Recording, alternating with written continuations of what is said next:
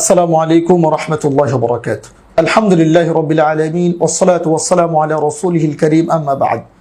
প্রিয় দিনী ভাইরা, সকলকে ইউনাইট টিভির পক্ষ থেকে আন্তরিক শুভেচ্ছা ও মোবারকবাদ জানিয়ে আমি আমার সংক্ষিপ্ত আলোচনা শুরু করছি। আজকে যে বিষয়টি সম্পর্কে আলোচনা করব, বিষয়টি অতি গুরুত্বপূর্ণ একটি বিষয়। বিষয়টি হচ্ছে ঈদে মিলাদুন নবীর উৎপত্তি ও ক্রমবিকাশ। ঈদ শব্দের অর্থ হচ্ছে আনন্দ। ঈদ শব্দটি এসেছে আদা ইয়াউদু থেকে, যার অর্থ হচ্ছে বারবার ফিরে আসা। মিলাদ শব্দটি মাউলিদ থেকে এসেছে, যার অর্থ হচ্ছে জন্মদিন। প্রিয় দিনী ভাইরা, এই ঈদে মিলাদুন নবী যিনি সর্বপ্রথম শুরু করেন তিনি হচ্ছেন মুজাফফর উদ্দিন।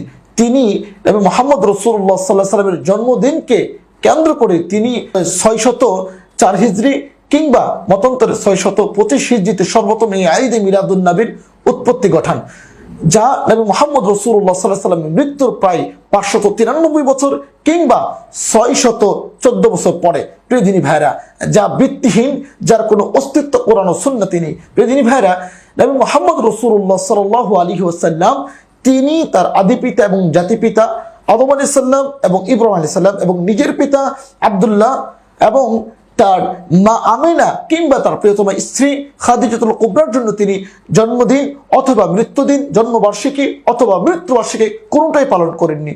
শুধু তাই নয়, তার প্রিয় সাহাবীরা আবু বকর রাদিয়াল্লাহু তাআলা আনহু, ওমর রাদিয়াল্লাহু তাআলা আনহু এবং উসমান এবং আলী রাদিয়াল্লাহু তাআলা আনহু আজমাইন, তারা কেউই কোনোদিনও নবী মুহাম্মদ রাসূলুল্লাহ সাল্লাল্লাহু আলাইহি ওয়াসাল্লামকে কেন্দ্র করে তার জন্মবার্ষিকী কিংবা মৃত্যুবার্ষিকী পালন করেননি। শুধু তাই নয়, এই ঈদ মিলাদুন নবীর এর কোনো অস্তিত্ব কোরআন ও সুন্নতে নেই। এটা বানোয়াট একটা বিদআত।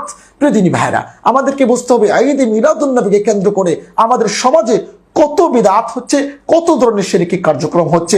এই ঈদ মিলাদুন নবীকে কেন্দ্র করে মানুষ বলে মুহাম্মদ খুদা নেহি ওর খুদা সে জুদা নেহি, মুহাম্মদ সাল্লাল্লাহু আলাইহি ওয়াসাল্লাম আল্লাহ নয়, তবে আল্লাহর চেয়েও কম নয়। প্রিয় দিনী ভাইরা, এই যে শিরকি কার্যক্রম, শিরকি কথাবার্তা, এগুলো থেকে আমাদেরকে বিরত থাকতে হবে। এই ঈদ মিলাদুন নবীকে কেন্দ্র করে মানুষ কত ইবাদতে মগ্ন হয়। মানুষ সালাত আদায় করে, নতুন কাপড় পরিধান করে, কত মানুষ সিন্নি বিতরণ করে, সওয়াব হবে এই ইচ্ছা আকাঙ্ক্ষা নিয়ে। প্রিয় দিনী ভাইরা, আমি আপনাদেরকে আরো স্পষ্ট ভাষায় বলছি।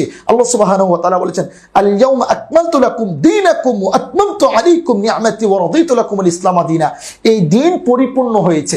দিন স্পষ্ট ভাষায় আল্লাহ পরিপূর্ণ কথা বলেছেন। সুতরাং এই দিনের মধ্যে নতুন কোনো কিছু আমল এখানে প্রবেশ করানো যাবে না। শুধু তাই নয়, আল্লাহ রাব্বুল আলামিন নিজে বলেছেন, ওয়া মা আতাকুমুর রাসূলু ফাখুযুহু ওয়া মা নাহাকুম আনহু ফান্তাহু। তোমার রাসূলের পক্ষ থেকে যা এসেছে তোমরা তা গ্রহণ করো। প্রিয় দিনী ভাইরা, শুধু তাই নয়, আল্লাহ রাব্বুল আলামিন আরো বলেছেন, ইত্তাবিউ মা উনজিলা ইলাইকুম মির রাব্বিকুম। তোমার রবের পক্ষ থেকে যা এসেছে তোমরা তার আনুগত্য করো। সুতরাং আল্লাহ রাসূলের মাধ্যমে যে কোরআন এসেছে এবং হাদিস, এই হাদিস এবং কোরআনের অনুসরণ করতে হবে। ওয়ালা তাত্তাবিউ মিন দুনিহি আউলিয়া। ওলিয়া আউলিয়াদের পক্ষ থেকে যা আসে, ওলিয়া আউলিয়ারা যা বানোয়াট বিদআতপূর্ণ শিরকি কার্যক্রম কথাবার্তার কথা বলে, এগুলো তোমরা বর্জন করো। দিনী ভাইরা, শুধু তাই নয়, আল্লাহ রাব্বুল আলামিন আরো বলেছেন, লাকাদ কানা লাকুম ফি রাসূলিল্লাহি উসওয়াতুন হাসানাহ। তোমাদের জন্য রয়েছে এবং মুহাম্মদ সাল্লাল্লাহু আলাইহি ওয়াসাল্লামের মধ্যে উত্তম আদর্শ, তোমরা তার আদর্শকে গ্রহণ করো। প্রিয় দিনী ভাইরা, নবী রাসূলের আদর্শের মধ্যে জন্মবার্ষিকী, মৃত্যুবার্ষিকী নেই। সুতরাং আমরা এগুলোকে বর্জন করব এবং শুধু নবী রাসূলের জন্মবার্ষিকী কিংবা মৃত্যুবার্ষিকী নয়, আমরা যে আমাদের ছেলে কিংবা মেয়েদের কিংবা বড় বড় ভাইরাল বক্তা তাদের যে জন্মবার্ষিকী কিংবা মৃত্যুবার্ষিকী পালন করে, এগুলো থেকে আমরা বিরত থাকবো। আল্লাহ রাব্বুল আলামিন আমাকে, আপনাকে, আমাদের সকলকেই এই বিদআতপূর্ণ কার্যক্রম থেকে রক্ষা করুন। সুবহান রাব্বিকা রাব্বিল ইজ্জাতি আম্মা ইয়াসিফুন ওয়া সালামুন আলাল মুরসালিন। আসসালামু আলাইকুম ওয়া রাহমাতুল্লাহি ওয়া বারাকাতুহু।